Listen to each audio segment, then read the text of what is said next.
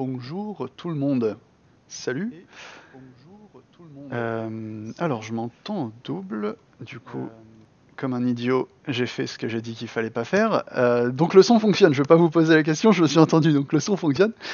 Bienvenue à tous. Je vais laisser la parole à Arnaud. Moi, je suis là en tant que technique. S'il y a le moindre souci, n'hésitez pas à me ping dans le chat, comme ça je verrai. Et puis voilà, je vous laisse avec vos animateurs Laurie et Arnaud et Emmanuel qui continuera avec sa présentation juste après. Voilà, je vous laisse.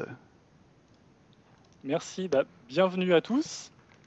C'est un peu le lancement de cette édition 2020 particulière de Codeurs en scène. Je vais lancer juste le petit partage que vous ayez là présent en même temps que moi. Donc normalement, vous nous entendez bien vu que Johan a fait le test tout seul. Voilà, donc si c'est bon sur la technique, je vais commencer. Lancement de cette édition particulière, je ne replace pas le contexte, vous êtes tous au courant, normalement. 100% en ligne, et on va voir ça, on va dérouler, mais globalement, c'est étalé sur le mois, et c'est au format Twitch, au format live sur Internet. Donc, lancement ce soir, voilà, j'arrive à défiler, c'est un petit peu mieux. Bienvenue à tout le monde. Merci de vous être abonné, merci d'avoir rejoint et d'être présent ce soir. On va juste rappeler, pour commencer un petit peu, qu'est-ce Codeurs en scène. Donc, la plupart ont connu les conférences, je pense, en physique. Ça a commencé en 2013, même si l'association est plus ancienne, avec un budget assez serré, mais qui était suffisant donc à l'Université de Rouen pour ceux qui étaient déjà là, 250 participants. La conférence était déjà gratuite et toujours gratuite depuis. Si on passe assez rapidement, on est resté plusieurs années à l'Université de Rouen et avec de plus en plus de participants, ce qui a fait qu'on n'a pas pu pousser les murs, il a fallu déménager. Gros pari tenu en 2018. 2018, l'arrivée au Kind Arena avec la location du Kind Arena, donc les budgets un peu plus costauds. On verra tout à l'heure avec Laurie, il faut des sponsors, il faut des soutiens pour ça. On a atteint les 1000 personnes. 2019, ça a confirmé et là, c'était voilà, ça fonctionnait bien. Les relais étaient là au niveau partenaire. Les conférenciers étaient présents, le public ravi. Donc, pourquoi arrêter? Parce que Covid, non, pas du tout. On enchaîne sur une version en ligne, un peu spéciale du coup, mais au moins on est au rendez-vous. Donc, format un peu spécial. Voilà, les 1000 personnes, on va sûrement les avoir sur les différentes conférences, donc les 9 conférences qu'on va avoir. Et je vais passer la parole à Laurie pour la présentation des sponsors et des partenaires. Oui, parce que c'est vrai que même si on est une édition en ligne, en fait, on a de la chance d'avoir des sponsors et des partenaires cette année. Donc, ça fait très, très plaisir. Donc, on a plusieurs entreprises qui nous soutiennent cette année, qui étaient là aussi les années précédentes. Donc, ça fait plaisir de les retrouver. On a donc notamment Altitude Infra, Atineos, le Vert Studio, Artno, Digit, Imagil, Invoque, je ne sais jamais comment ça se dit, donc mea culpa pour la métropole de Rouen-Normandie aussi qui est avec nous. On a NWX, Sagi et WixiWeb. Donc voilà, donc un gros merci à eux puisqu'ils sont quand même là cette année pour nous soutenir, donc ce qui était très important pour nous. Si vous voulez en savoir plus sur ces entreprises-là, n'hésitez pas à aller sur le site internet tout simplement de Codeurs en scène. On vous en parle en long, en large. Il y en a certaines qui recrutent toujours. Le confinement n'est pas une fin en soi pour notre métier, donc tout va bien. Donc voilà, n'hésitez pas à vous renseigner là-dessus. Mais il n'y a pas que les sponsors et les partenaires à remercier, pour le coup. On est plusieurs derrière ça. Il y a vous aussi, donc merci à vous, merci aux gens qui ont posté tout simplement sur le CFP le sujet, qui se sont proposés à participer. C'est super important pour nous, ça fait plaisir de voir que vous êtes mobilisés pour ça. Et pour aller plus loin, chaque année, il y avait la possibilité de pouvoir faire des dons en tant que particulier.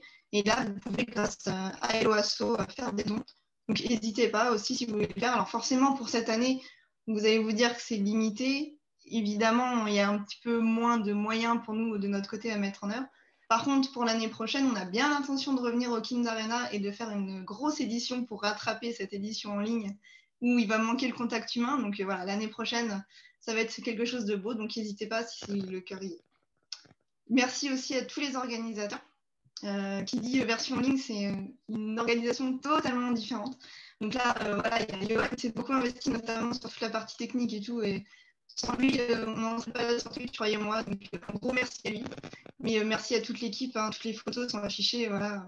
toutes ces personnes ont vraiment activement participé pour cette édition en ligne et ça fait plaisir de voir que même tous à distance, on continue en tant que bénévole à s'investir à fond, ça fait plaisir. Donc merci à eux. Et pour la suite, je ne sais plus du tout la slide qui est après. J'avais perdu le focus, c'est de ma faute. Ah oui, nous sommes un peu partout, exactement. Donc n'hésitez pas à nous retrouver sur les réseaux sociaux. Il y en a de plus en plus. Twitter, évidemment, la basique. Hein. YouTube, vous pouvez retrouver les meet-ups des années précédentes. Il y a des podcasts aussi sur Spotify. Donc sur Twitch, maintenant, n'hésitez pas à vous abonner parce que pour échanger sur le chat, ce sera plus facile. Bon, on est sur Facebook, LinkedIn, mais il y a Slack aussi. N'hésitez pas à nous rejoindre sur Slack pour échanger, même après le live, via un channel dédié et tout ça. Donc, n'hésitez pas. C'est vraiment le moment qu'on se rencontre tous, même virtuellement, pour échanger. Donc, voilà pour ma partie. Je relaisse la main à Arnaud pour vous parler du programme. Voilà, alors ceux qui ont signé des petits problèmes de son, si vous pouvez juste me confirmer si c'est mieux maintenant. Si c'est bon, je continue. Donc le programme, parce que là, effectivement, c'est une édition un peu particulière. On a un programme étalé sur un mois, comme je le disais tout à l'heure. Alors un mois, on va jusqu'au début décembre, 1er décembre. Donc là, vous allez pouvoir le retrouver sur le site de Codeurs en scène. C'est tous les mardis, tous les jeudis. Donc là, tout le mois, réservez dès maintenant vos soirées. Il paraît que de toute façon, on est confiné, donc profitez-en. Les autres soirs, vous avez, comme disait Laurie, le YouTube pour les saisons précédentes, comme on dit. Et là, bah voilà, mardi, jeudi, on a gardé le même horaire, comme ça les gens ne sont pas perdus. On va avoir aussi bien de la sécurité, de l'accessibilité. On va retrouver de l'index sur les bases de données pour les développeurs. C'est ultra important pour tout développeur, de la revue de code, WebAssembly, des choses comme ça. Donc il y a vraiment plein de choses, c'est assez riche et il y en a pour tous les niveaux. Ce soir, on va le présenter juste après, donc je vous en parle juste après. Sur la fin, on finira avec Je suis un dev. On va le présenter comme ça parce que je pense que vous le connaissez. Made Side Project Fun Again, une conférence de fin qui sera sur les side projects et le côté positif pour un développeur de travailler sur des side projects. Donc maintenant, on commence pour ce soir. Oh, pardon, j'ai loupé une slide. Pour ce soir, on aura Emmanuel de Captain Dev, je vous le présenterai juste après. Et concrètement, pour ne rien louper, suivez-nous surtout sur Twitch, parce que toutes les soirées seront sur Twitch. Vous pouvez également vous inscrire sur Meetup, ça c'est plus pour nous, pour l'organisation, etc. C'est bien de savoir un peu à l'avance qui on aura, et ça vous permet surtout d'avoir un petit rappel. Voilà, au lieu de lancer Netflix, vous aurez le petit rappel, dire ah, tiens, il faut que j'aille me connecter à Codeurs en scène. Merci à vous. Profitez de toutes ces conférences. C'est toujours gratuit. C'est dans la même philosophie. Et là, je vais vous présenter du coup Emmanuel, mais qui se présentera plus tard, enfin juste après, librement, on va dire. Donc Emmanuel, il fait le lancement. Merci à lui d'avoir accepté l'invitation parce que c'était une proposition. On avait envie de le voir. Il va vous parler de tests et ce qui nous a un peu confié, il avait envie de parler de tests parce que c'est un sujet qui est trop peu connu, on va dire, des débutants. C'est un peu comme ça qu'il nous l'a dit, mais surtout trop peu connu dans l'usage, dans l'utilité, de se dire finalement, c'est peut-être pas si compliqué, ça a surtout un vrai intérêt. Donc ça, il va nous en parler. Emmanuel, si vous ne le connaissez pas, suivez sa chaîne YouTube. J'ai envie de dire, c'est le seul truc à faire aujourd'hui. Abonnez-vous à sa chaîne YouTube. Il a aussi une newsletter, mais de toute façon, si vous suivez sur YouTube, vous allez le savoir. Il vous envoie un petit condensé de bonnes pratiques, de conseils et tout, tous les jours. Donc moi, je suis abonné. Je ne les lis pas toutes, mais je les garde de côté et je les lis de temps en temps. Donc vraiment, abonnez-vous. Et j'ai juste un truc à dire voilà, avant de lui laisser la parole, c'est que ça nous fait plaisir de l'avoir parce que il est assez juste dans tous ses propos, dans tout ce qu'il dit. C'est beaucoup de conseils, beaucoup de bienveillance. 10-15 ans d'expérience de développeur, de boîte et tout ça, c'est sur sa chaîne YouTube et c'est vraiment, on sent que c'est pour aider les gens. Voilà, je m'arrête là. Emmanuel, si tu veux commencer, moi je voudrais juste que tu nous fasses un petit bonjour, c'est Emmanuel de Captain Dev et je te laisse la parole. Bonjour à tous et à toutes, Emmanuel de Captain Dev. On ne se retrouve pas sur YouTube aujourd'hui, mais en tout cas, je suis très content d'avoir été invité et d'avoir pu répondre présent pour cette édition 2020 de la Codeur en scène. Aujourd'hui, on va parler de tests. Juste avant, je me représente très rapidement. Donc, je m'appelle Emmanuel Ernest, j'ai 31 ans, donc ça fait maintenant 12 ans que je code. C'était presque entre les deux. Donc moi j'ai un profil développeur orienté je dirais full stack, même si ce terme-là, aujourd'hui, il veut dire beaucoup de choses. Et j'ai un fort penchant pour la qualité logicielle, donc pour le testing. Hop, je vais peut-être présenter mes slides.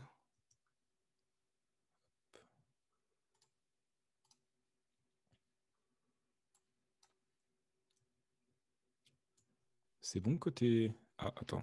Alors, j'en profite juste pour ceux qui sont dans le chat. N'hésitez pas à poser des questions. On va essayer, nous, de les prendre. Éventuellement, à des moments précis, si on peut, on essaiera d'en poser à Emmanuel si il le souhaite. Et sinon, dans tous les cas, on verra à la fin, il y aura un petit moment discussion, donc n'hésitez pas. À toi. Donc aujourd'hui, je vais parler un peu de tests automatisés. Alors bien sûr, ça va être un peu de vulgarisation. Le but, c'est vraiment de donner envie, d'expliquer pourquoi c'est important et pourquoi ça peut faire partie de toutes les carrières de développeurs. Donc, bon, je me suis déjà présenté. Effectivement, sur les réseaux, vous pouvez me retrouver sur la chaîne Captain Dev principalement. C'est là où je suis le plus actif. Pour les autres réseaux, ça va être sur Captain Dev 404. Ok, donc quand on parle de test, finalement, on va avoir 3 grands principes à retenir, même s'il y en a d'autres, mais vu qu'on est sur un talk d'introduction, je ne vais pas aller trop dans les détails. Le but, c'est pas de perdre l'audience. Alors, ça, c'est une phrase qui a été énoncée par Dijkstra. Désolé pour l'accent. Donc, le test de programme peut être une façon très efficace de montrer la présence de bugs, mais désespérément inadéquate pour prouver leur absence. En fait, elle est hyper importante cette phrase parce que quand on parle de test, on a l'impression que le fait de tester le code fait que c'est impossible qu'il y ait des bugs. Finalement, il faut voir le problème un peu dans l'autre sens. Le fait de faire un test va juste permettre de montrer que le bug est présent. C'est un peu contre-intuitif au départ, mais on va voir après par la suite que ça peut être utile. Le principe numéro 2, et ça, en fait, on a souvent le problème, c'est que au bout d'un moment, on se demande qu'est-ce qu'il faut tester. Est-ce qu'il faut tester tout son code? On va parler aussi de couverture de code. Donc, ça va être le pourcentage du code qui est couvert par un ou plusieurs scénarios de test. Et donc, en fait, il faut comprendre que c'est mathématiquement impossible de tester toutes les combinaisons. Mais forcément, il va falloir cibler des parties de notre système pour que les tests deviennent efficaces. Et principe numéro 3, il est préférable de tester le plus tôt possible. Forcément, le fait de tester assez tard dans le process va induire ce qu'on appelle de la dette technique. La dette technique, elle va se cumuler et finalement, quand elle va finir par poser problème, il est déjà trop tard. D'expérience, c'est quelque chose qui arrive souvent quand on a un logiciel qui part entre guillemets en vrille et on se retrouve avec un système qui est immodifiable. C'est-à-dire que quand on va modifier d'un côté, ça va exploser de l'autre. Ça, c'est une des manifestations, si je peux dire, de la dette technique qui est assez parlante et c'est ce qu'on souhaite aussi éviter via le testing. Alors moi, je me suis posé un peu la question, finalement, pourquoi c'est si peu enseigné? Pourquoi on n'en parle pas tant que ça? C'est vrai que j'ai vu peu de cursus à l'école où on appuie un peu sur la partie testing et à ça, il y a plusieurs réponses. Je pense qu'il y a pas de réponse universelle. Moi, ce que j'ai noté, c'est que concrètement, la façon dont on développe des logiciels aujourd'hui a bien changé. On parle beaucoup d'agilité, de cycles de développement hyper courts et ça a aussi pas mal influé sur la composition des équipes. Dans les équipes de développement chez les GAFA, par exemple, on pouvait trouver à l'époque beaucoup d'équipes qui s'occupaient que de tester le software, ce qui maintenant n'existe plus trop ou beaucoup moins, si je peux dire, dans un mode agile où là, on va avoir des petites équipes dédiées à une feature en particulier qui vont itérer assez rapidement. Bien sûr, les tests, c'est quelque chose dont le retour sur investissement est parfois dur à mesurer. Finalement, ce qu'on voit d'un point de vue managérial, c'est souvent du temps passé, mais on ne voit pas forcément le retour. Et peut-être qu'on ne voit pas le retour parce que finalement, ce qui était vraiment mesurable, c'est-à-dire les bugs, on les voit moins. Et c'est quand même très dur de quantifier les pertes occasionnées par un bug. Ça arrive quand on est sur des systèmes qui sont directement liés à des échanges monétaires, par exemple. Donc en banque, c'est un truc qu'on peut facilement calculer, mais finalement, il y a peu de services ou peu de projets qui ont ce genre de problématiques. Et pour moi, c'est aussi un gros problème de culture. Ça, on va reparler un peu plus tard dans le talk. Finalement, les tests, ça fait partie, ou ça devrait faire partie de la culture de l'équipe.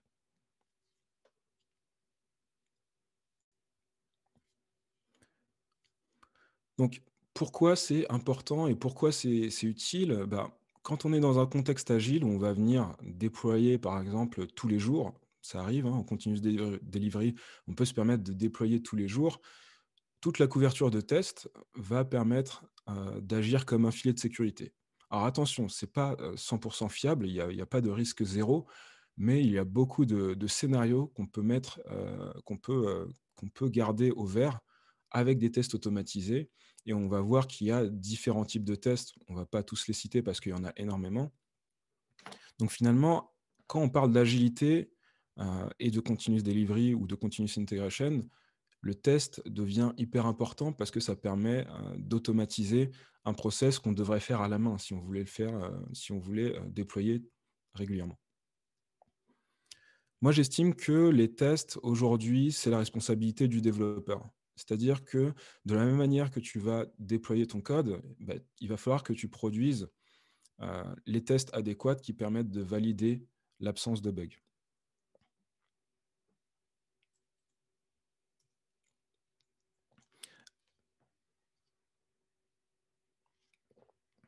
Alors, quand on parle du métier des tests, le testing, il y a énormément de types de tests possibles. On va avoir deux grosses familles. D'une part, les tests fonctionnels, donc là, qui vont aller taper directement sur le système. Donc, j'ai mis une petite liste, elle n'est pas exhaustive, hein, mais on va parler de tests unitaires, de tests d'intégration, tests d'acceptance, on va parler de tests de bout en bout, donc les tests end-to-end, et on va avoir les tests tout autour de l'infrastructure, qui vont être par exemple des tests de performance, de sécurité, tests de charge. Donc finalement, c'est un métier qui est assez complexe, qui pour moi est carrément une branche en fait du développement, qui n'est pas juste un métier en particulier. Et je ne sais pas exactement pourquoi en fait aujourd'hui on fait l'impasse dessus, mais c'est vraiment quelque chose de complexe qui ne l'est pas en réalité, parce que une fois que le développeur s'y intéresse, d'ailleurs les software engineering test, les développeurs de test existent à la base, hein. Maintenant, c'est quelque chose qui est plus trop dans la culture de beaucoup de devs, qui pourrait le redevenir. Et on va voir ensemble qu'il y a une partie des tests qui ciblent vraiment le développeur. Donc, on va continuer avec 3 types de tests. On va se concentrer sur vraiment les basiques. Bien sûr, en termes de terminologie, selon les écosystèmes, selon les communautés, il va y avoir des terminologies qui vont se différencier. Donc, c'est aussi un sujet qui parfois porte à confusion. Là, on va se concentrer sur 3 types de tests. On va commencer avec les tests unitaires. Alors, je vais faire des petites analogies avec l'automobile. S'il n'y a pas de fans de voitures dans l'audience, ne m'en voulez pas. Ok, alors en fait, les tests unitaires, ils ont pour but de tester de manière ultra ciblée une fonction ou une classe ou un composant. Sur notre schéma, là, ce serait représenté par les carrés roses. Les tests unitaires, ils ont pas mal d'avantages. Et moi, je les aime beaucoup, ceux-là, parce que déjà, ils te permettent d'avoir un feedback, donc un retour ultra rapide. Quand on exécute une suite de tests, ça prend quelques secondes en général pour plusieurs centaines de tests. Ça peut prendre 1 à 2 minutes pour plusieurs milliers de tests. En général, dans le cycle de développement, on ne va pas forcément exécuter tous les tests en même temps, tout le temps. C'est quelque chose qui est plutôt fiable parce que sur un test unitaire, on vient couper ce qu'on appelle les dépendances. Si je prends l'exemple d'une voiture, quand je vais vouloir tester mon pneu, je n'ai pas forcément besoin de faire rouler ma voiture. Je peux prendre mon pneu, le gonfler, donc la dépendance va être potentiellement la pression, et venir le tester à part. Je vais vraiment pouvoir le tester donc, de manière ciblée, de manière complètement décorrélée de ma voiture. Mais forcément, comme toute chose, il y a un certain équilibre et les tests unitaires ne sont pas forcément la panacée. Pourquoi ? Parce que finalement, ils vont venir tester un comportement ultra spécifique, mais ils ne vont pas venir tester tout ce qui les entoure. Donc, si je veux couvrir toute mon appli de tests unitaires, forcément, je vais avoir des parties ultra ciblées de tester, mais pas les interactions entre deux composants ou entre deux briques logicielles.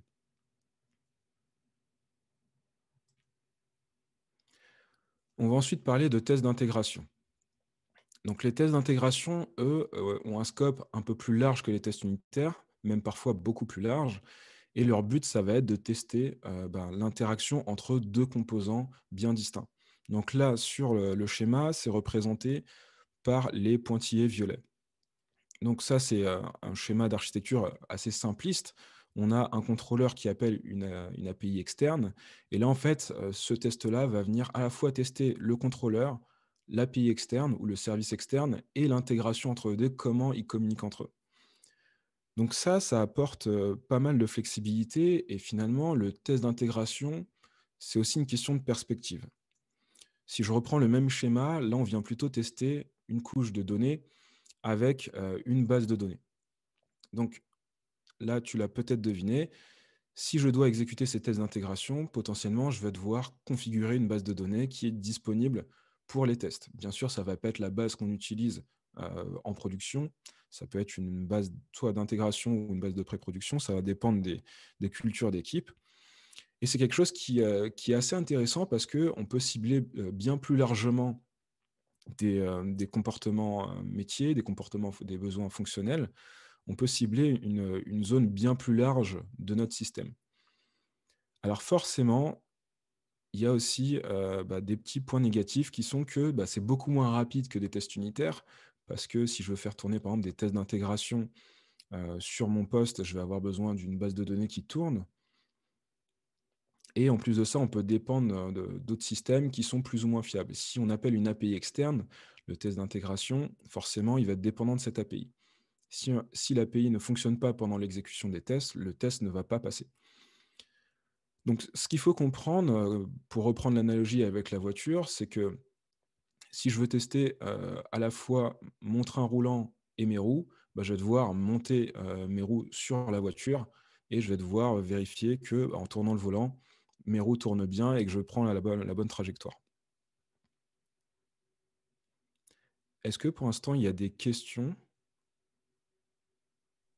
Alors pour l'instant, moi j'en ai pas vu. Ça parle pas mal de est-ce que les gens peuvent capter le stream en 4G chez eux. Donc, ça paraît assez clair. Ou alors, D'accord. voilà, endormi. Est-ce que vous êtes endormi sur le chat? N'hésitez pas à le dire, mais tu peux continuer pour l'instant. Ok. Donc, ce qu'il faut retenir aussi, c'est que les tests d'intégration, il y a différents sous-types en fait. Donc, je ne vais pas rentrer trop dans les terminologies, mais c'est des tests qui peuvent vérifier et valider l'interaction entre deux composants. Après ça, on va parler de tests end-to-end. Alors ça, c'est les tests qui vont, dans la plupart du temps, par exemple, si je prends un scénario web, qui vont venir potentiellement piloter un navigateur qui va exécuter une instance d'une application. Donc là, quand on fait ce genre de test, on va vraiment venir tester de A à Z toute la stack. Alors, on pourrait se dire, cool, maintenant on fait que des tests end-to-end et puis pas besoin de faire des tests unitaires, on gagne du temps et compagnie. Le problème avec ça, c'est que c'est des tests qui peuvent être très très lents. C'est-à-dire qu'au bout d'un moment, si on couvre beaucoup de scénarios, on peut arriver à des temps d'exécution de l'ordre de plusieurs heures. Donc, si on est bloqué à plusieurs heures pour tester toute la stack entière, potentiellement, ça peut retarder des mises en production. Donc, c'est quelque chose qui nécessite pas mal de compétences quand même, parce qu'il faut être en mesure de générer un environnement ISO production et de faire tourner toute l'application avec des vraies données et de pouvoir la piloter avec soit un WebDriver, soit un Puppeteer, par exemple. Donc Puppeteer, pour ceux qui ne connaissent pas, c'est une API Node.js qui permet de contrôler un navigateur Chromium. On a un équivalent qui s'appelle Selenium, qui est beaucoup utilisé en cas de test end-to-end. Et les problèmes qu'on va avoir sur ces tests end-to-end, c'est que potentiellement, parfois, on va avoir des comportements imprévisibles. Il suffit qu'on ait une API en timeout, et là, on va se rendre compte que le test ne passe pas, mais c'est aussi très dur de savoir où est le problème. Finalement, plus on va tester une grappe de composants assez large, plus la limite plus l'endroit où le problème va être flou en fait. C'est aussi ça l'intérêt des tests unitaires, c'est que quand on sait que 1 ou 10 tests unitaires ne fonctionnent pas, on sait exactement à quel endroit il faut venir corriger. Donc voilà, finalement, là on établit trois grandes familles de tests qui sont plus ou moins utilisées, ça va aussi dépendre des équipes, et on va vite se rendre compte qu'il faut une stratégie si on veut s'en sortir. Alors ce schéma, c'est un schéma qu'on va voir assez souvent.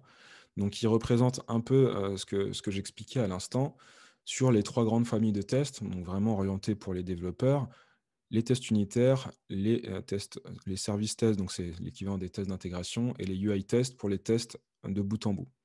Donc plus on monte dans la pyramide, plus les tests sont lents à exécuter, donc plus le feedback est long à récupérer, et plus on monte dans la pyramide, plus on va tester d'intégration entre les composants. Et donc cette pyramide, elle permet aussi de définir un peu les proportions du nombre de tests ou du nombre de cas fonctionnels qui ont été couverts.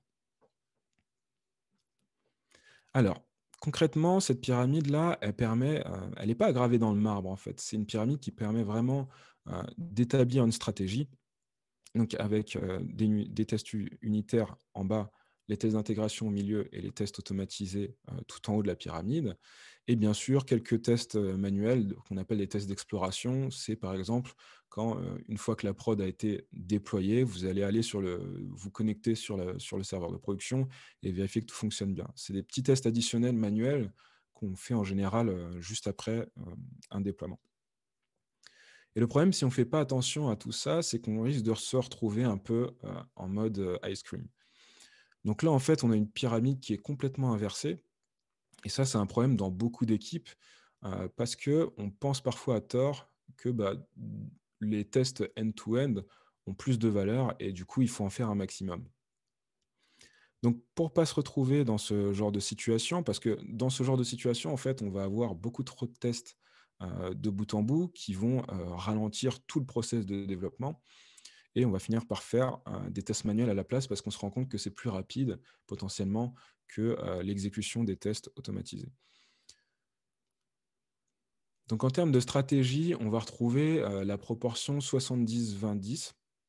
Donc c'est une proportion de 70% de tests unitaires, 20% de tests d'intégration et 10% de tests end-to-end. Ce pourcentage-là, en fait, il peut changer selon les équipes. C'est vraiment une stratégie d'équipe à adopter. Et du coup, il ne faut pas rester vraiment bloqué sur ces pourcentages-là. Moi, ce que je conseille en général pour le test end-to-end, c'est d'avoir les principaux scénarios fonctionnels testés de bout en bout. Et en général, pour une application peu complexe, on va avoir que quelques scénarios. Quid de la couverture de code? J'en ai parlé tout à l'heure, la couverture de code, en fait, elle est générée par des outils qui vont analyser les tests et le code et qui vont permettre de dire à combien de pourcents le code est couvert. Alors, il y a d'autres métriques, je ne vais pas forcément rentrer dans les détails, mais attention au piège des 100%. Parce que, comme dans beaucoup de choses, la loi de Pareto s'applique. Donc, c'est le 80-20. Donc, ces 20% des efforts vont amener 80% des effets. Et en fait, à vouloir chercher cette couverture à 100%, qui plaît d'ailleurs plus aux managers qu'aux développeurs, on va finalement y passer énormément de temps pour pas grand-chose. Donc, la couverture, c'est un chiffre qui est utilisé parce que c'est un chiffre simple à exposer. Donc, il faut faire attention à ça. Il ne faut pas que ça devienne le seul objectif. Et il faut aussi prendre le temps de venir couvrir des vrais scénarios fonctionnels, donc des vrais problèmes, ou de poser des tests sur des vrais bugs de production. Ce qu'il faut retenir aussi, c'est que tester, ça demande un certain engagement de l'équipe. Forcément, ça demande un peu plus d'efforts que d'écrire du code lambda. Donc, je ne vais pas vendre le fait que non, ça ne prend pas plus de temps. Au départ, forcément, on a besoin de mettre en place pas mal de choses, pas mal d'outils, de changer les pratiques de l'équipe. Ça ne se fait pas automatiquement. les code review et l'usine de logiciels, c'est des choses qui sont très utiles et c'est des choses à intégrer dans la stratégie, de test. Donc quand on va établir une stratégie de test en équipe, bien sûr, il faut absolument que, la code review en fasse partie et l'usine logicielle, bien entendu, elle permet de gérer toutes les automatisations dont l'équipe a besoin. Et la dernière chose à retenir sur la stratégie, c'est que, finalement, on peut avoir potentiellement une stratégie par équipe. Il n'y a pas de choses, gravées dans le marbre. Il faut que, l'équipe, trouve une stratégie optimisée à son projet.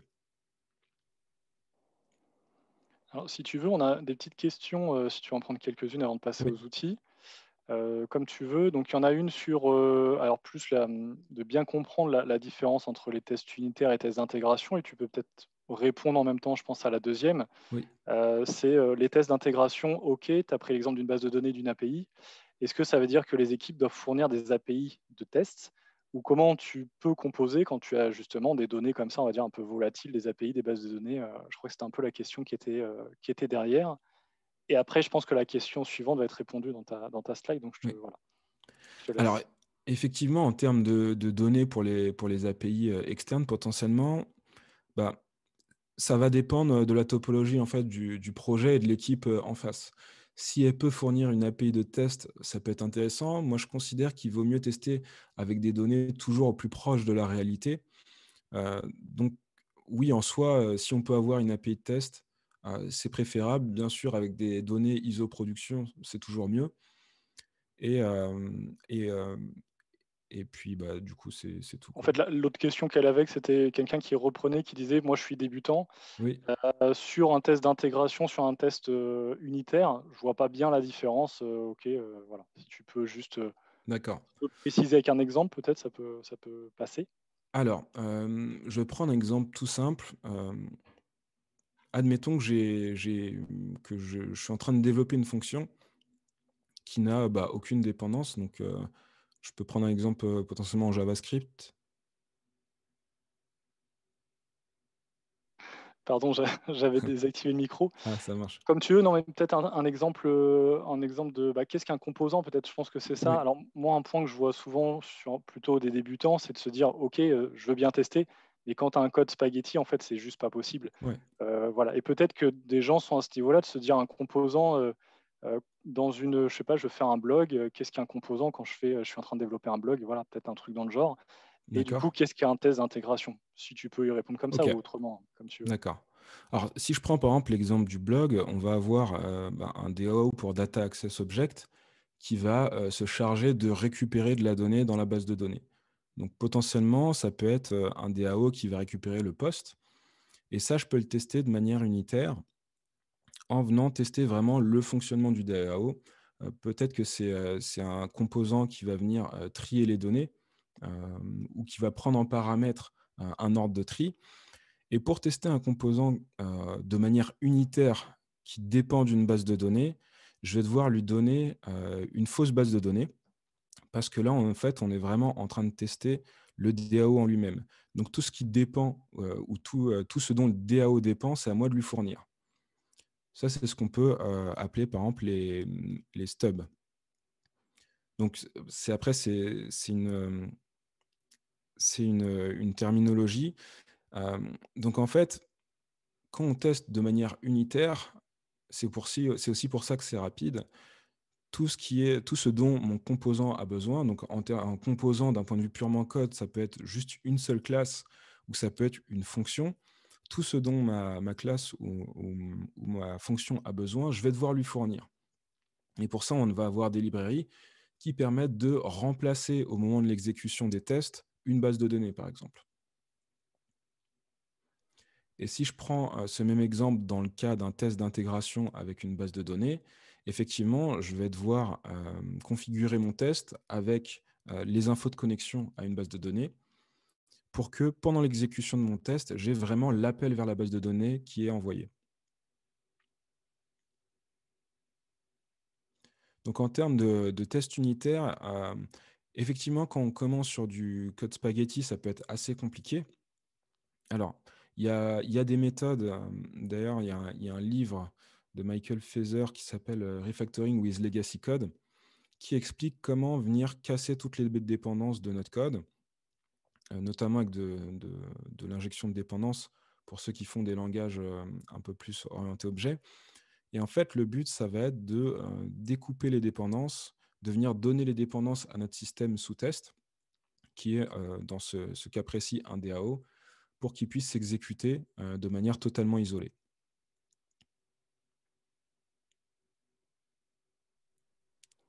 Après, on a d'autres questions, mais je pense que tu peux reprendre. Il y a peut-être une question que tu peux évacuer en 3 secondes. Si on utilise un framework, est-ce qu'on a besoin de tester justement la partie DAO? Alors, ça, c'est une bonne question. Moi, je pense que effectivement, on ne va pas tester la partie du framework en elle-même, mais il va quand même falloir tester le code qu'on produit. La question qui se pose aussi, c'est est-ce que le code qu'on utilise depuis le framework, depuis un ORM par exemple, fait juste passe-plat? Finalement, peut-être qu'on ne fera pas de l'unitaire s'il n'y a pas d'intelligence, mais on peut au moins faire de l'intégration pour s'assurer que les données sont bien mappées, par exemple. Parfait. Je pense que tu peux continuer. On va te relister des questions un peu plus tard si tu veux. Alors, en termes d'outils, j'en ai volontairement pas cité parce que du coup, selon l'audience que je vais avoir, on va avoir, les outils vont un peu différer parce qu'ils sont aussi liés au framework. Mais il y a 3 choses qui sont intéressantes et que j'aimerais que vous reteniez. C'est d'abord utiliser une usine logicielle. L'usine logicielle, ça va être un peu la maison où on va venir héberger tous nos tests. Plutôt, les tests vont tourner de manière automatique. D'ailleurs, si je ne dis pas de bêtises, je crois que dans GitHub, il y a une partie intégration continue. Sinon... Non, vas-y, je pensais que tu me posais la question. Ouais, sinon... En fait, on a un peu dans plein d'outils, mais oui, effectivement, GitHub, GitLab, tu as des outils comme ça. Donc, si je prends l'exemple, par exemple, d'un package NPM, souvent, on va avoir une commande npm test qui va être lancée et qui est dédiée à une usine logicielle. Donc, en termes d'usine logicielle, je parle d'outils comme Jenkins, CircleCI, tous ces outils qui permettent de faire tourner les tests et de produire des rapports pour avoir un feedback potentiellement après le merge d'une branche, juste avant une release, après la création d'une release et compagnie. Donc vraiment s'appuyer un maximum sur l'usine logicielle, ça permet d'une d'avoir un feedback, d'organiser tous les rapports, et ça permet aussi d'avoir une exécution qui est en dehors de notre poste en local. Deuxièmement, alors il y a des outils qui sont un peu moins connus, qui sont pour le coup très utiles. C'est ce que j'ai appelé les runners temps réel. Donc c'est des outils comme on va avoir Wallaby.js quand on fait du JavaScript, par exemple. C'est un outil qui permet d'exécuter les tests à la volée au moment où on sauvegarde le fichier de code. Et ça permet de mettre une pastille rouge ou une pastille verte devant une ligne qui ferait sauter un test ou pas. Donc, on a un équivalent sur la JVM qui est Infinitest, je crois, et on a NCrunch côté .NET. Donc ça, c'est des outils, et d'ailleurs, je pense que l'intégration JetBrains pour les tests est assez performante aussi. C'est vraiment important de les faire tourner. Là, c'est plus pour les tests unitaires, du coup, de les faire tourner en permanence parce que ça permet d'avoir un feedback assez rapide et ça facilite le process. Et dernièrement, utiliser des snippets, ça permet, quand on crée beaucoup de composants, par exemple sur une application front-end, de générer le code directement avec les tests configurés. Ça peut paraître très petit, mais c'est quelque chose qui facilite et qui adoucit vachement la barrière vis-à-vis du testing.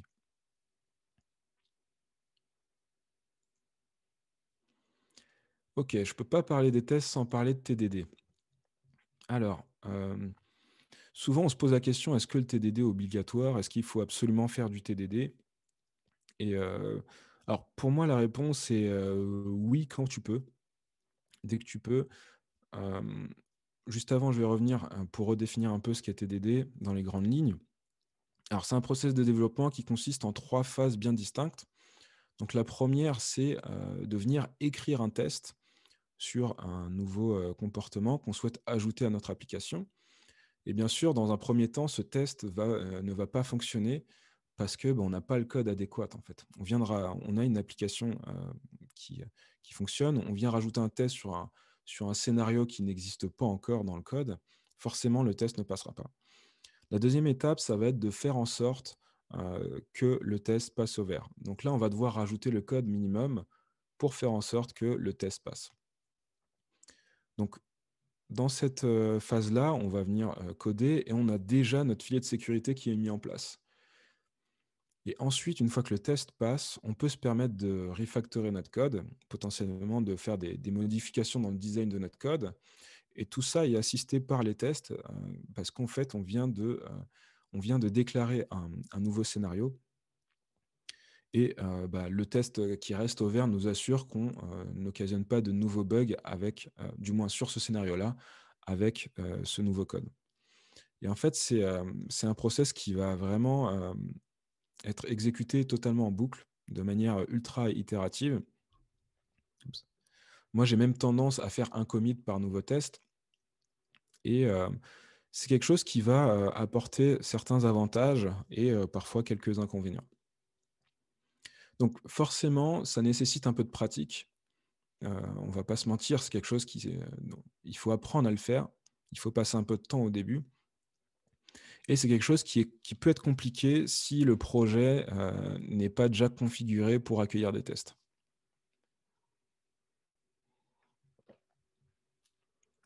Dans le cas où on a un projet où il y a déjà beaucoup de code, forcément, parfois, on ne sait pas vraiment par où commencer. Et moi, je trouve que dans ces cas-là, il faut potentiellement penser à faire un ou deux scénarios end-to-end qui permettent de couvrir pas mal d'interactions entre les composants et après attaquer par le bas de la pyramide en découpant des morceaux de code pour les retester. Dans le cas du Test-Driven Development, du TDD, ça permet vraiment, à la base, avant même de faire notre commit, de produire du code qui est testable. Finalement, le design du code peut faire potentiellement qu'un code est difficile à tester et surtout pour les tests unitaires, le simple fait d'avoir des dépendances trop ancrées dans notre code peuvent poser problème. Un truc tout simple, c'est si dans un constructeur, je fais un new, donc j'instancie un nouvel objet, là je crée une dépendance forte entre deux composants. Si je reprends l'exemple de mon contrôleur,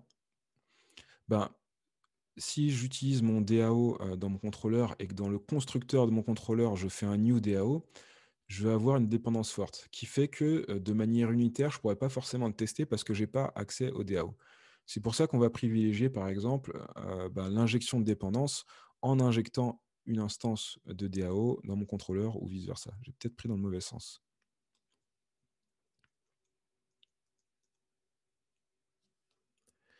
Donc vraiment, le TDD, pour moi, c'est une bonne pratique et forcément, il faut s'entraîner. Et c'est quelque chose qui vraiment limite la création de dettes techniques. Parce qu'on sait tous que quand on essaye de faire les tests après coup, d'une, on va couvrir beaucoup moins de scénarios.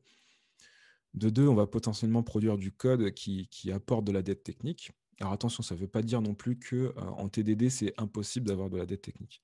Mais disons que tester après est plus propice à oublier des cas et plus propice à créer du code qui ne sera pas testé de toute façon.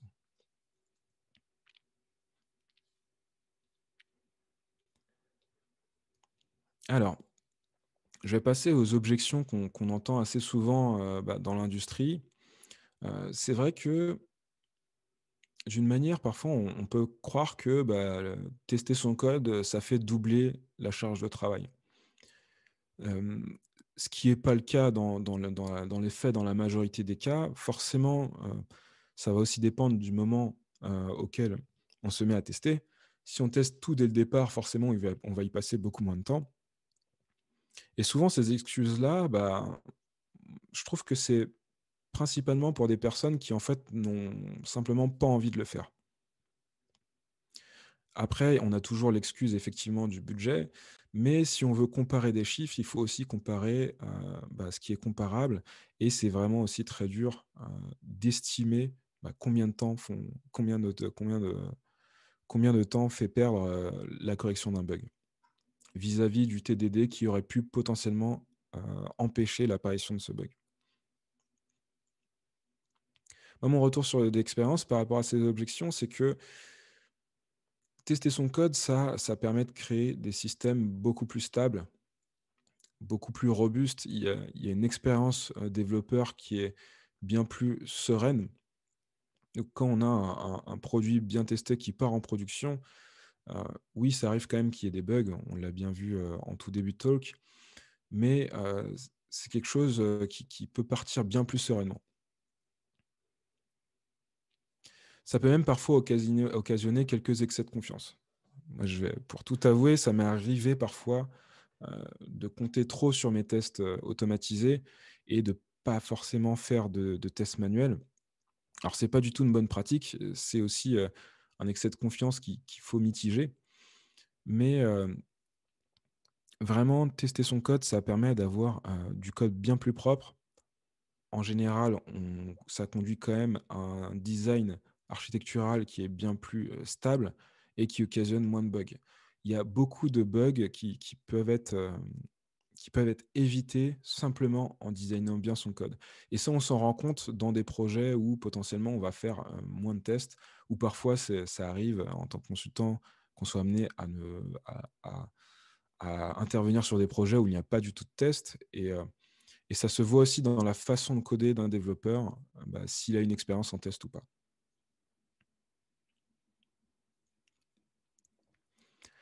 Alors, les tests, il faut bien comprendre aussi que c'est en général quelque chose qui est à mettre en place en équipe. Bon, à part si on travaille seul, finalement, ça vient s'inscrire dans toute une culture d'équipe.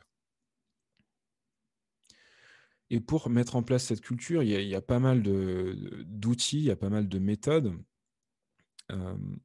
Donc, principalement, les code reviews, ça permet d'avoir un commun accord entre des développeurs, ce qui pour moi est assez intéressant, surtout quand le but de l'équipe est de produire du code testé. Donc, la code review, c'est un des moments où il va falloir lever le drapeau s'il y a potentiellement des manquements ou des améliorations possibles. Et pour moi, les tests doivent faire partie intégrante de la code review. C'est-à-dire, à minima, les exécuter avec la personne concernée. Ça va aussi dépendre de la manière dont on fait des code reviews. Donc vraiment, la code review, c'est vraiment le moment d'échange entre les deux développeurs pour qu'ils se mettent d'accord sur la manière de tester ou sur le fait que les tests ont bien été faits ou pas. On va avoir les katas de code. Alors, les katas de code, pour ceux qui ne connaissent pas, c'est des petits exercices qui ont vocation à faire travailler une spécialité en particulier. Je prends un exemple, il y a un kata qui s'appelle FizzBuzz qui est assez connu. On prend en entrée un chiffre, donc allant de 1 à 10 par exemple, et je crois que quand on est sur un multiple de 2, on doit avoir envoyé Fizz, quand on est sur un multiple de 3, on doit avoir envoyé Buzz. Donc ça, c'est un petit exercice avec différentes variantes qui permettent de complexifier un peu le truc, qui permet de se mettre au testing, de se mettre au TDD de manière assez ludique. Ça, c'est des choses qu'on peut organiser aussi en équipe, et ça permet déjà de mettre un pied dans le testing sans pour autant prendre directement du code de production ou le code de notre appli qui peut avoir sa complexité. Là, en fait, on va venir mettre de côté toute la complexité, on va se concentrer sur la technique, sur la méthode, et ça va permettre de mettre en place graduellement le testing dans une équipe. À côté de ça, après, les katas, on peut aussi les orienter et venir en préparer sur du code applicatif, sur le code de notre application. Donc finalement, l'adoption des tests, même dans une équipe qui n'en est pas très friand, ça doit se faire graduellement. On ne peut pas dire du jour au lendemain, allez hop, on teste tout. C'est juste pas possible. Ça, c'est quelque chose qui doit arriver avec le temps. Il faut laisser le temps aux développeurs, le fait d'assimiler toutes ces nouvelles pratiques qui chamboulent quand même pas mal notre conception du code. Et enfin, continuous delivery et continuous integration, C'est aussi des pratiques qui se prêtent et qui sont souvent, je ne vais pas dire associées, mais qui sont souvent proches du testing. Parce que pour livrer régulièrement, les tests automatisés deviennent un peu obligatoires. Sans ça, c'est vraiment jouer l'équilibriste. Et en général, à ce jeu-là, on perd assez souvent.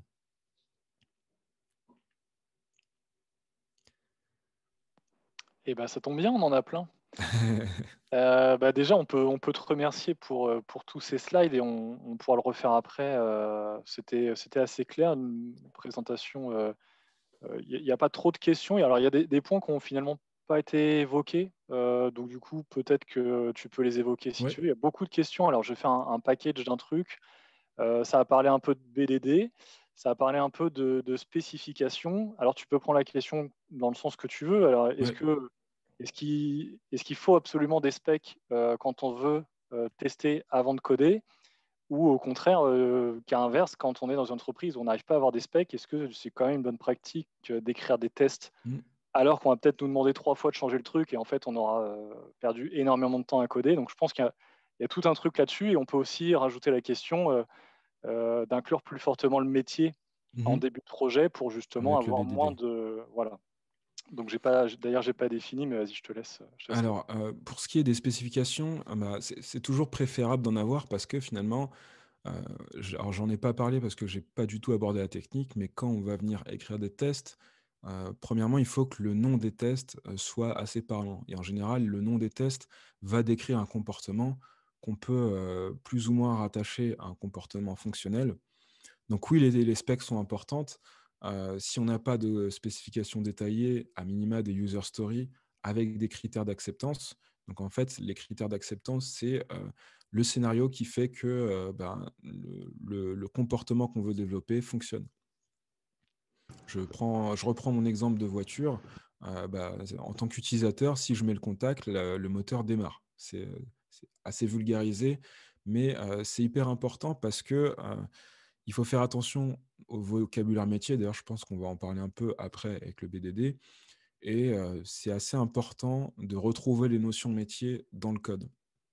C'est aussi pour ça que parfois, on va avoir certains développeurs qui ne vont pas forcément traduire en anglais certains objets métiers parce que le simple fait de traduire peut un peu parfois fausser le sens de ce qu'on veut accomplir. Donc oui, les spécifications, c'est important. À minima, des user stories avec des critères d'acceptance. Alors, Et quand tu dis... Vas-y, non, vas-y. dans le cas où on aurait zéro spécification, il faut plutôt essayer de faire des tests vis-à-vis de la compréhension qu'on a eue du besoin métier. Ce sera quand même toujours utile. C'est plus facile de modifier des tests existants plutôt que de venir poser des tests sur un code qui est déjà prédominant. C'était une remarque dans le chat de se dire que le fait d'écrire les tests, on va comprendre à un moment peut-être qu'il y a une spec qui n'est pas complète.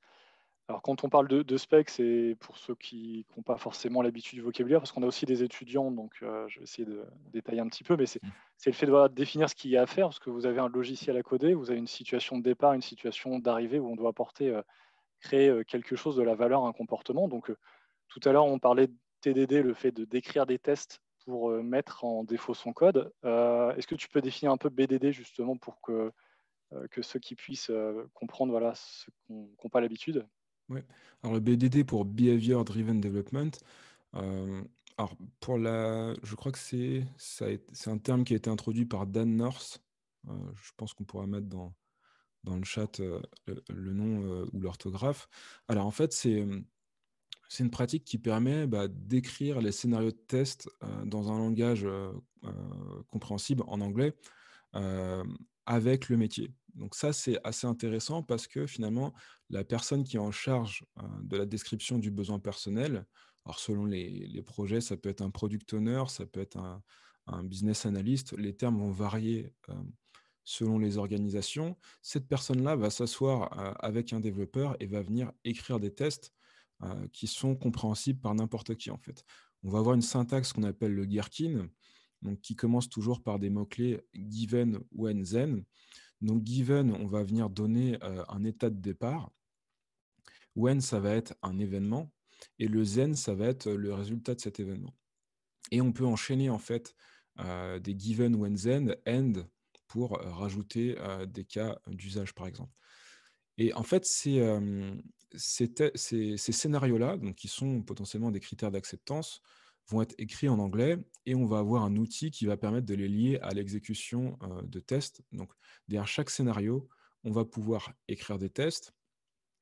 Et ce qui est intéressant avec le BDD, au-delà de vraiment avoir une compréhension du besoin entre la technique et le business ou notre client, c'est que au fur et à mesure qu'on écrit des tests, on va développer un dictionnaire de phrases et chaque phrase sera réutilisable.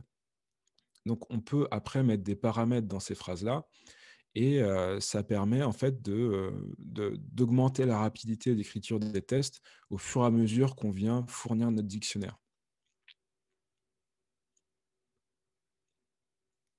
Alors, j'allais demander justement dans le chat s'il y en avait qui avaient d'autres questions. On en a plusieurs. Je ne sais pas si Laurie, tu en Yes, avais noté, je mais me sinon, j'en permets reprends, de vous interrompre rapidement. j'en reprends d'autres un peu plus haut. Je me Euh, permets de vous interrompre Vas-y. rapidement. Est-ce que c'est possible de couper ton partage, Emmanuel, qu'on puisse vous Ah oui, voir en pardon. plein écran? Ce sera plus sympa pour les viewers. Yes. Merci. Attends. Sinon, je peux le faire de mon côté, hein, si tu veux. C'est bon. Ok, super. Ah, on vient d'arriver dans votre bureau là. Merci à ceux qui ont commenté ma coupe de cheveux, c'était pour vous faire plaisir. On a une question, alors là, tu ne peux pas parler de tests sans te taper des questions sur tous les sigles qui tournent autour des tests. Ouais. Tu n'es pas obligé de répondre ou de connaître tout, on est d'accord. Je ne sais pas si c'était des vraies questions d'ailleurs ou du troll et tu t'arbitreras comme tu veux. Alors, il y avait des contres entre deux, donc TDD contre SDD contre DDD. As-tu un avis? Alors, Amuse-toi. SDD, je vois pas exactement, Moi non mais plus. DDD pour Domain Driven Design, euh, bah, pour moi, c'est deux choses différentes. Du moins, je le perçois comme le Domain Driven Design comme d'abord, avant tout, un modèle d'architecture, ce qui est différent de la façon dont on va venir écrire au jour le jour nos tests. Donc, c'est deux choses qui peuvent être complémentaires. C'est deux choses qui peuvent être complémentaires. C'est pas deux choses que j'opposerais en fait. Ok, alors je relis juste un peu en live les questions. Il y en a qui sont arrivées entre deux. Alors, tout à l'heure, il y en avait une sur la couverture de test. Je Oui. crois que c'était Yvan qui l'a posée. Est-ce que dans certains cas, une grosse couverture de test mal fait, je pense qu'il parlait des tests, ne va pas être un frein? J'espère que j'ai bien posé la question, mais est-ce que c'est pas, ça cache Bah, pas quelque chose? Moi, je l'ai compris comme ça. alors carrément, la couverture de test, en fait, c'est une métrique qu'on peut duper en fait en tant que développeur. Il y a toujours moyen de faire monter la couverture de test juste en ayant un test. Parce qu'en fait, quand on génère la couverture, on va venir vérifier pas mal de choses. Est-ce qu'on couvre des lignes de code? Est-ce qu'on couvre tous les chemins? Dans le cas où j'aurais un if, par exemple, j'ai deux chemins possibles. Donc tout ça, c'est des indicateurs qui peuvent être, entre guillemets, dupés. Et c'est pour ça que, en tant que développeur, on ne devrait pas non plus s'y fier comme la seule vérité. Et le problème de cette métrique-là, c'est qu'elle est souvent mal utilisée parce qu'elle est utilisée à des fins managériales. Donc, quand on va travailler dans des grosses structures, souvent, il y a certains managers qui ont plus ou moins le choix. Ils doivent mettre en avant une couverture de test.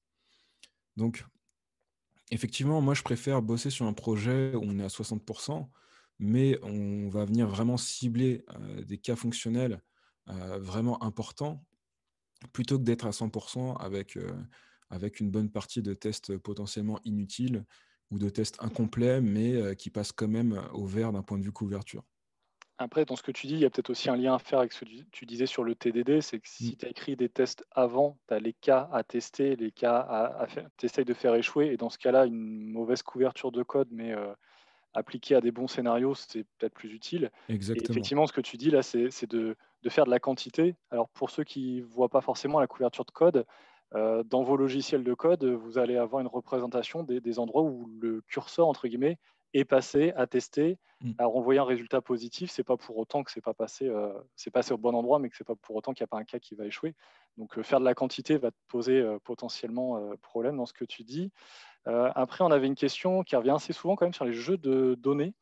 Oui. Là, je ne sais pas qui a posé cette question-là, mais en gros, quand tu dois tester des données, Mhm. est-ce que tu redescends des données de la prod en faisant attention du coup à tout ce qui est RGPD, donc tout ce qui est lié aux données personnelles, Ouais. ou est-ce que tu vas plutôt créer tes jeux de données en codant pour que dans le cœur de l'application, tu aies aussi des jeux de données avec et que n'importe quel développeur qui repasse bosser sur le code et aussi ces jeux de données installés. Voilà. Est-ce que tu as un retour d'expérience là-dessus sur les données de prod contre les données ou D'accord. d'autres pratiques d'ailleurs? Alors c'est vrai qu'avant la RGPD, j'en ai vu pas mal redescendre carrément des copies de la base de production sans forcément anonymiser. Euh, Maintenant, en théorie, on devrait éviter de faire ça. Dans un premier temps, ce qui est important, c'est d'essayer de prendre des données au plus proche de ce qu'il est possible d'avoir en production. Donc même si c'est pas une copie ou un dump de la base de production, potentiellement avoir des vrais utilisateurs ou créer des comptes utilisateurs qui vont faire des interactions qui restent fonctionnellement correctes plutôt que de mettre des demi-data, donc des fausses données qui auraient potentiellement pas de lien entre elles. Donc, plus on est proche d'une base de données de production, mieux c'est. Forcément, c'est pas toujours possible. Donc, si jamais vous êtes amené à devoir utiliser des jeux de données qui ne viennent pas de production, essayez de faire en sorte que l'interaction ou comment dire, le lien entre chaque donnée soit cohérent.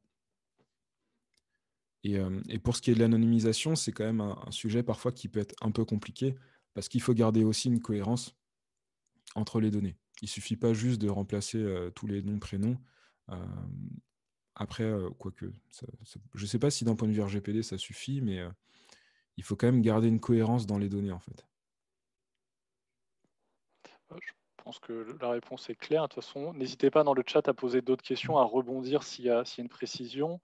On a une autre question un petit peu sur le travail en équipe et les Ouais. tests.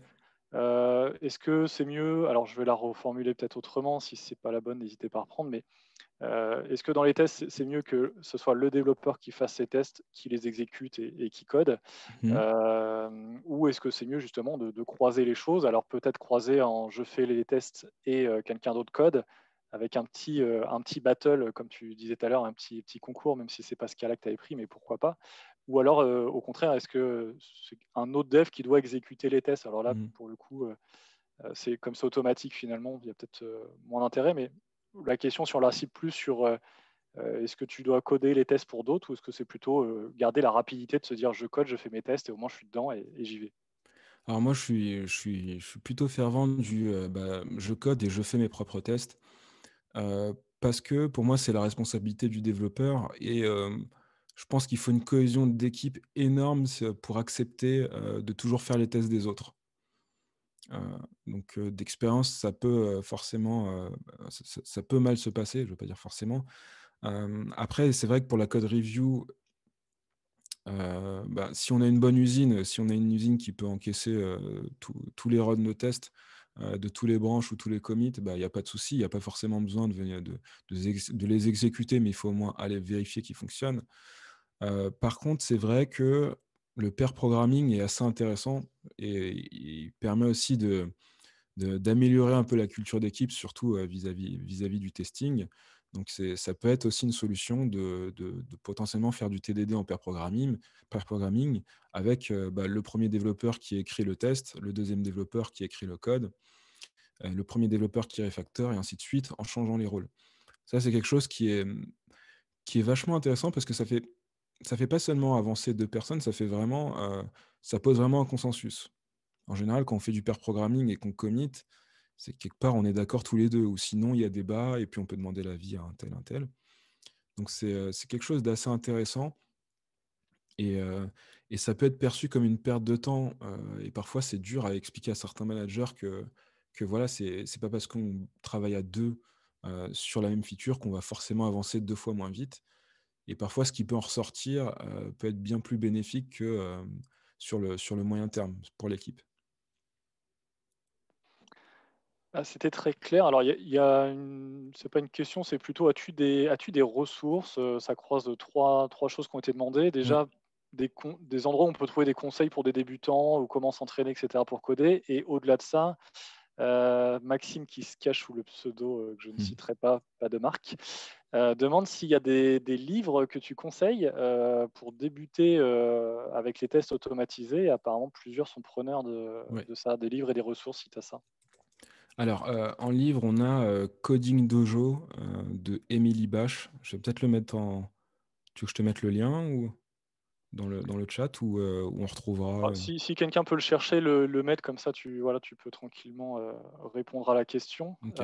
Si on peut faire ça, sinon on le mettra après si on veut que ça sorte pas. Ah, parfait, il y a le lien de Mhm. Yvan directement sur Amazon avec le code d'affiliation. Bien joué, Yvan.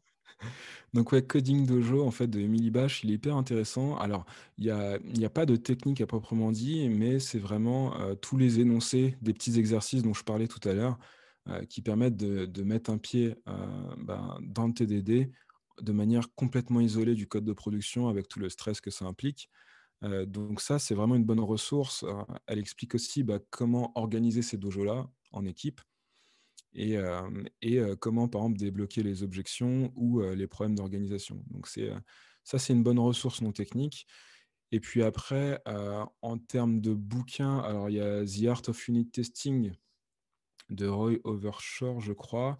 Alors c'est un bouquin qui, à la base, a été écrit pour du C#, mais il y a énormément de bons conseils sur la partie test unitaire qu'on peut facilement transposer dans d'autres langages. Et après, il y a des blogs comme Oncle Bob, qui est en fait un développeur qui a de la bouteille, américain, qui parle beaucoup de qualité logicielle. Je pense que dans la communauté Craftman, il est assez connu. Et on va avoir aussi, par exemple, Michael Fowler, non, Martin Fowler, blog aussi assez intéressant, qui permet d'expliquer pas mal de choses. Donc ça, c'est des ressources assez généralistes. Et puis après, pour ce qui est de l'implémentation dans un langage en particulier, on va surtout venir cibler les ressources sur les outils. Donc potentiellement les frameworks de test. Je prends un exemple en JavaScript, on va avoir Jest de Facebook qui est assez connu, assez simple à utiliser. Donc voilà, moi je partirais plutôt des ressources un peu globales parce qu'on a beaucoup de concepts qu'on va retrouver d'un langage à l'autre. Et après, pour commencer à mettre les mains dedans, je commencerai par les outils propres au langage en particulier. Merci. Alors, on rappelle a priori dans le chat qu'il faut plutôt commander dans les librairies que sur Amazon. Après, voilà, trouvez-vous les bouquins où vous voulez, j'ai envie de dire. On va pas embêter Captain Dev avec ça, mais c'est quand même un sujet super intéressant. On a loupé des trucs, on a loupé des questions. Est-ce qu'il y en a où on va revenir dessus? Alors, quelqu'un parlait de comment tu fais pour hiérarchiser tes tests. Dans l'importance, si tu dois en prioriser, je pense que c'était un peu ça. Hiérarchiser Mhm. l'importance du test, c'est ça. Voilà. Donc quelqu'un avait répondu, je crois, par ça dépend de. Ça dépend. Voilà, Ouais, on va le dire comme ça. carrément. Mais voilà, est-ce que tu as un avis à donner là-dessus? Est-ce que je peux partir, par exemple, du cas où on a une appli de taille moyenne, on ne sait pas par où commencer, par exemple, ou c'est... Vas-y, je pense que là, c'est une question de. Oui, c'est ça. Je vais m'y mettre dans mon appli. Ouais, Par quoi je commence? Parce que tu nous as cité plein de types de tests. ouais, Entre tester avec mon navigateur. D'ailleurs, on avait une question sur est-ce que Biat est un bon outil pour des tests end-to-end, si tu as envie d'y répondre aussi. je connais Voilà. Est-ce que pas. est-ce Mm. que je lance, des tests avec mon navigateur si je dois commencer des tests parce que derrière, ça va enchaîner tout, ça va tout tester, mais en Ouais. même temps, comme tu disais tout à l'heure, est-ce que je vais vite trouver le test ou est-ce qu'au contraire, peut-être plutôt partir sur des tests unitaires, sur les fonctionnalités clés Ouais. est-ce que tu as un avis là-dessus? Alors moi, je partirais sur deux chemins en même temps. Donc ce serait vraiment quelques tests end-to-end, dans la mesure du possible, pour couvrir un scénario utilisateur, par exemple. Mais après, le problème que ça peut impliquer, c'est est-ce qu'on a l'infrastructure qui permet de les faire tourner? Heu Si c'est pas possible, je partirais d'abord sur du test unitaire parce que finalement, dans n'importe quel projet en général, rajouter un test runner et commencer, à développer des tests sur, par exemple, une nouvelle fonctionnalité. Une nouvelle fonctionnalité, ça peut être l'occasion de se dire, OK, celle-là, on va essayer de la tester, on va voir les problèmes que ça implique. Et, et du coup, les tests unitaires, il y a une possibilité assez rapide de couvrir pas mal de cas d'utilisation, même si ça reste des choses hyper ciblées. Donc je ciblerai d'abord 2-3 scénarios end-to-end et après je partirai sur du test, unitaire sur les nouvelles fonctionnalités. Ça peut être une façon de faire, bien sûr, il y en a d'autres, hein, et je pense que je réserverai un peu les tests d'intégration pour l'après. Disons que les tests, unitaires sont assez faciles à mettre en place parce que finalement, on n'a pas vraiment, besoin de configurer toutes les dépendances. Donc vraiment, si urgence, un test end-to-end, ça peut aussi, entre guillemets, sauver la vie. Bien sûr, il ne faut pas en avoir 500 parce que du coup, on va ralentir tout le process. Et après, je partirai par le bas de la pyramide pour venir tester de plus en plus de code de manière unitaire. Donc, quand tu dis que ça va ralentir, ce qu'il faut comprendre, c'est qu'on va émuler ou lancer un navigateur Ouais. voilà, qui va se déplacer, qui va cliquer dans le web. Et du coup, donc ça, toi, tu dis, voilà, ça peut être un peu long à exécuter, il Ouais. faut les ressources. C'est là où on parlait tout à l'heure, je précise parce qu'il y en a qui posent la question, qu'est-ce qu'une usine logicielle? C'est ce que tu disais tout à l'heure, si c'est finalement dédier ça à un serveur qui va exécuter ça dans son coin. Exactement. J'avais une question moi, là-dessus, c'est comment, par ton expérience, comment tu as pu résoudre le problème d'avoir des applications qui n'ont pas du tout besoin des mêmes composants, mais tu dois avoir une usine logicielle qui doit gérer le fait que plusieurs applications ont des environnements nécessaires différents. Et parce que du coup, pour que tes tests fonctionnent, il faut qu'il y ait les composants Ouais. nécessaires pour que ça tourne. As-tu un feedback à nous faire là-dessus? Alors pour ça, forcément, il va falloir forcément investir du temps pour développer potentiellement de l'outillage. Vu que chaque projet est vraiment à part, il faudra potentiellement développer un script qui permet de récupérer des données, de les anonymiser et de les réinjecter sur un autre environnement. Donc c'est aussi pour ça que c'est un effort d'équipe parce que finalement, dans le temps de développement, il va falloir allouer du temps pour créer cette usine logicielle et créer tous les outils annexes dont on va avoir besoin.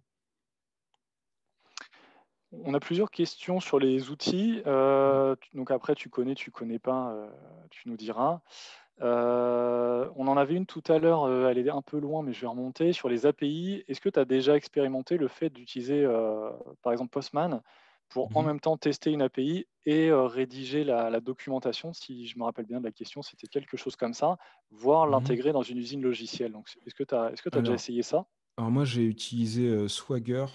Je crois que de souvenir, c'était Swagger. Ça permet de générer la spécification d'une API REST. Ouais. Et alors ça, on l'a déjà utilisé. C'était efficace à l'époque. Ça peut parfois demander pas mal de temps de configuration. Mais oui, ça fait partie des outils qu'on peut utiliser pour accélérer un peu le process. Alors, as-tu un avis sur Protractor, si tu connais? Euh, c'est lointain, ça. Je me souviens plus, c'est un runner. Ah, je connais pas. Je ne peux pas t'aider là Je si sais que dans le chat. dans l'écosystème JS. Alors, attends. Moi, je pourrais te parler de Sopui, si tu veux, Hmm. si tu parles d'un truc lointain, mais là, Ok, ouais, donc Protractor, je connais Protractor, pas. en fait, c'était pour du AngularJS à la base. Alors non, je ne l'ai pas utilisé. D'ailleurs, en dessous du, comment dire, Protractor, ok, je vois.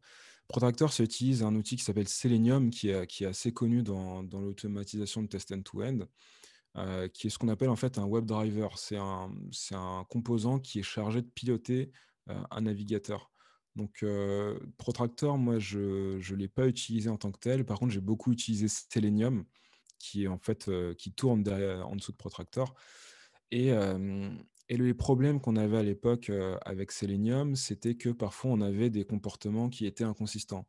Donc, pour une raison ou une autre, on allait avoir un timeout. C'est un problème d'ailleurs qu'on a eu beaucoup de mal à résoudre, qu'on n'a jamais vraiment totalement résolu. Donc, faut imaginer qu'on est sur une usine logicielle qui exécute environ 150 tests end-to-end. Donc, à chaque fois, on va charger un navigateur qui va charger l'application, effectuer un scénario. Et le problème des tests end-to-end, c'est que c'est hyper consommateur en ressources, donc en mémoire et en CPU. Et c'est aussi difficile sur la même machine, du moins à l'époque, en 2013-2015, de les faire tourner en parallèle. Donc déjà, c'est quelque chose qui devient lent de manière assez exponentielle. Plus tu en as, plus c'est lent et plus ça pose problème parce qu'en plus de ça, il nous empêchait de passer en prod. Si les tests UA ne fonctionnaient pas à l'époque, dans notre équipe, on ne pouvait pas déployer. On avait eu des discussions avec les développeurs de lesfurets.com et eux, ils nous avaient dit qu'à l'époque, ils les avaient fait tourner sur un serveur en RAMFS. Donc c'est un serveur où tout est hébergé dans la RAM. Donc ça donne un peu une idée des ressources auxquelles on doit accéder pour que ça devienne ultra performant. Donc non protracteur, pour résumer, je ne l'ai pas utilisé, mais j'ai utilisé le runner qui fonctionne en dessous. Alors, D'ailleurs, vas-y. ouais, Non, mais il y a une vas-y. question sinon qui résume peut-être l'ensemble des questions sur le end-to-end. Merci Yvan, c'est toi, qu'est-ce que tu utilises? Alors, on peut peut-être rappeler, et tu me corriges si c'est pas ça. Toi, tu as Oui, été développeur .NET. oui, Aujourd'hui, tu fais pas mal de React, si je dis pas de oui, bêtises. Je crois que tu fais aussi du Node. ouais, ouais, ouais. Voilà, donc pour expliquer un petit peu, alors tu es codeur et tu codes dans plein de langages, mais ça, c'est ce que tu Mm. fais vraiment le plus ou le plus récemment. Ouais. Tu as un peu aussi hacké un longboard de ce que j'avais compris. Ça, ce Et sera pour un autre talk. c'est un autre talk. D'ailleurs, peut-être que ta compagne a une question sur le sujet. Elle n'hésite pas à partager aussi si elle a des questions. Donc voilà, c'est toi, en gros, qu'est-ce que tu utilises pour faire des tests de bout en bout Ouais. quand on parle de end-to-end ou de E pour ceux qui ont chatté ça. Voilà, qu'est-ce que toi tu utilises ou tu as Ouais. utilisé et que tu conseilles? Alors, principalement, moi, j'ai utilisé Puppeteer. Donc, Puppeteer, c'est une API, c'est un projet Node.js développé par les équipes de Chromium qui permet de piloter Chrome. Alors, il a différents inconvénients. C'est que il cible que Chrome. Donc, forcément, quand on veut faire du grand public, on est un peu embêté. Récemment, je crois qu'ils ont ajouté le support pour Firefox. Et l'outil que j'ai prévu d'utiliser pour les mois à venir, ça sera Cypress.io. Qui est assez connu dans l'écosystème JS, parce qu'il apporte aussi pas mal de fonctionnalités. En plus du runner, il a toute une interface qui te permet potentiellement de rejouer tes tests, de prendre des screenshots, d'enregistrer des scénarios en cliquant sur ta page. Donc tout ça, c'est de l'outillage qui vient en plus. Et principalement en Node.js, j'ai utilisé du Puppeteer. Ok, je recroise vite fait les commentaires. Alors, ça reparlait encore pas mal de end-to-end. Donc, si jamais tu connais Code7.js, déjà, j'aimerais bien avoir un avis. Les gens sont contents que tu aimes bien Cypress, a priori. Enfin, les gens, il y en a un qui s'excite là. Je t'ai vu, Mathieu, je ne sais pas qui c'est. Et non, globalement, voilà, c'est sur le tooling. Donc, si tu as un avis, n'hésite pas. Et sinon, je te prends une autre question. Non, je ne connais pas CodeSpec. Après, alors petit aparté sur le BDD, on a Cucumber en JavaScript qui permet d'écrire des tests en BDD. Manque de peau, le runner est assez lent.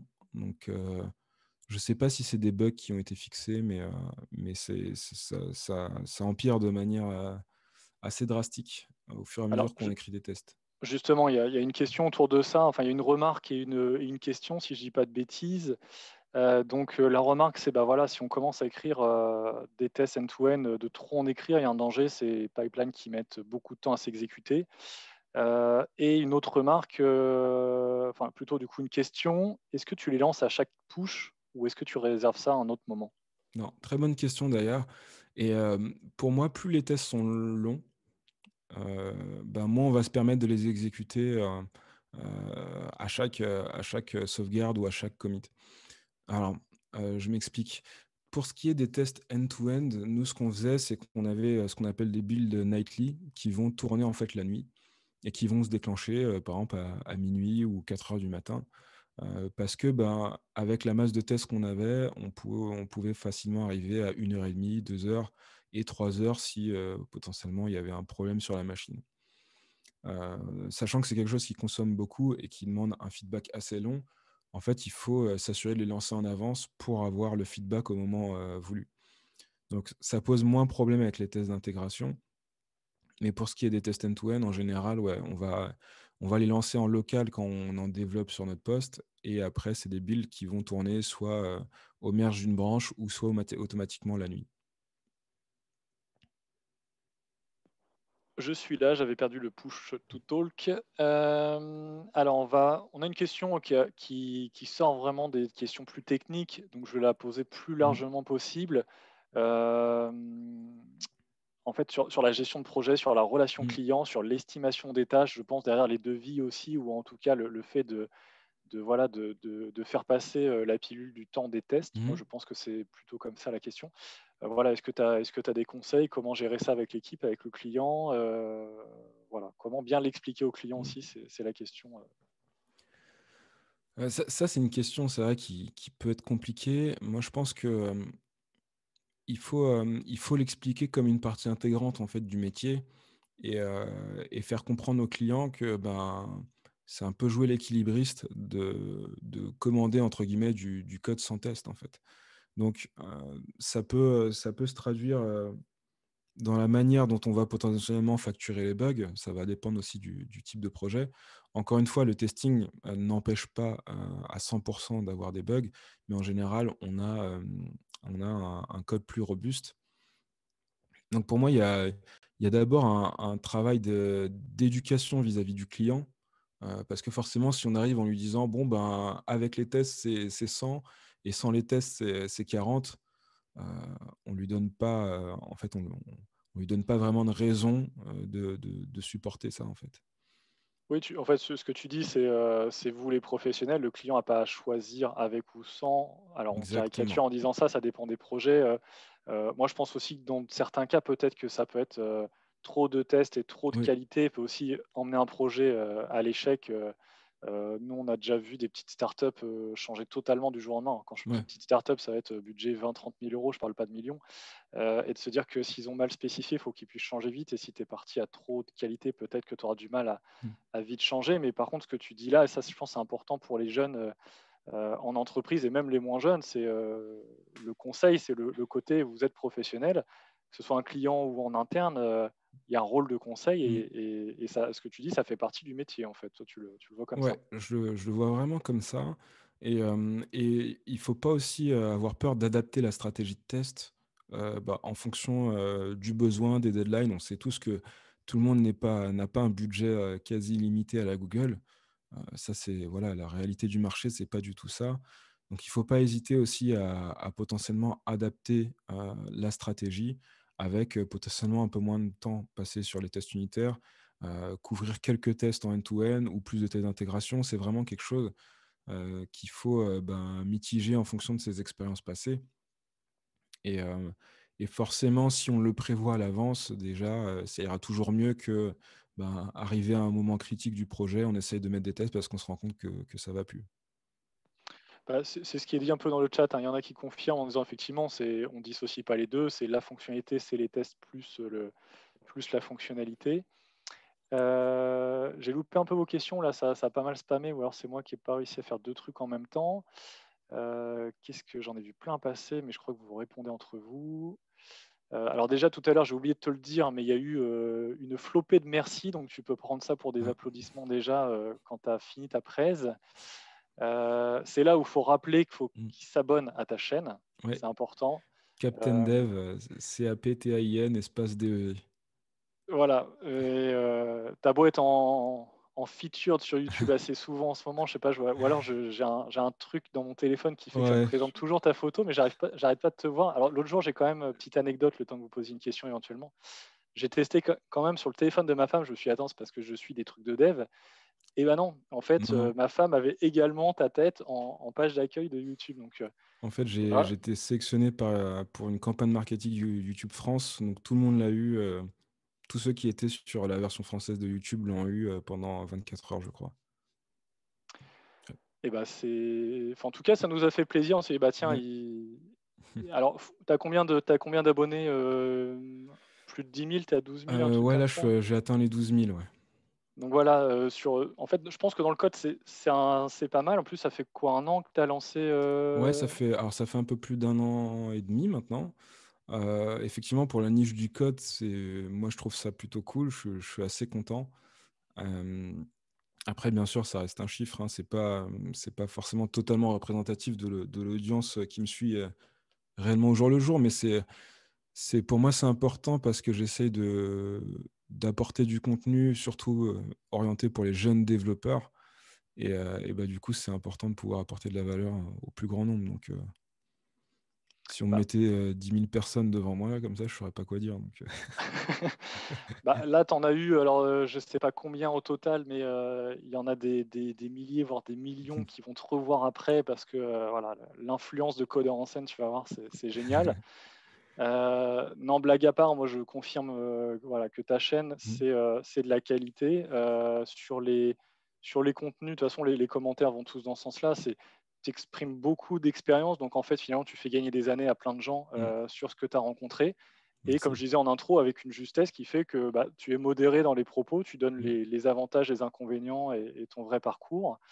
Ouais, moi, je trouve ça intéressant aussi bien pour les jeunes que pour les moins jeunes qui, au bout de 5 ans, 10 ans, et en fait, en une vidéo, bah, tu vas leur résumer les questions qui se posent. Donc ça, c'est intéressant. Alors après, il faut réussir à tenir la longueur et à toujours avoir des contenus. Ça, c'est, j'ai envie de dire, c'est ton problème. Ouais. Mais Ça devrait voilà, aller. qu'est-ce qu'il y a? Il y a eu des questions, il y a des trucs là, je n'ai pas suivi. On a perdu la petite rapporteuse, ouais, Laurie, on la voit plus, mais apparemment c'est sa connexion qui fait défaut. Bah, s'il n'y a pas d'autres questions, vraiment s'il y a un truc que j'ai oublié, n'hésitez pas à le remonter. Qu'est-ce qu'on fait, Johan? On peut reprendre la main. On se dit bisous. Bah ouais, là, pour le Est-ce que tu as coup, d'autres hop, je vais mettre ma cam Après, il y aussi en a pas, pour qu'on voit il y a ma pas mal de, tronche. ouais, il y a pas mal de questions, mais qui revenaient à peu près. Après, j'en ai zappé, mais là, on va pas revenir aux questions du début forcément. Je pense qu'on a fait pas mal le tour. Après, ce qui peut être fait aussi, c'est se retrouver sur le Slack juste après. On a créé un channel Codeur 2020 où vous pouvez continuer à discuter une fois que le live sera off. Donc si vous avez des questions, la communauté et même peut-être Emmanuel passera à faire un tour, voilà, répondre à vos Ça questions. marche. Voilà, c'est ouvert. La communauté est là. Si vous avez des questions, n'hésitez pas à rejoindre le Slack. Du coup, tout est dispo sur le site. Hein. Donc ne pas hésiter.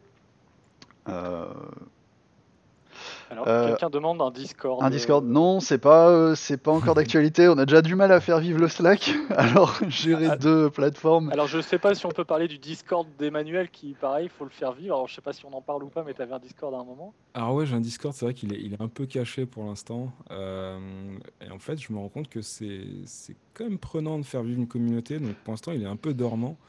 Et je pense que je le relancerai sur YouTube en grande pompe une fois que j'aurai trouvé quelques bots qui vont bien.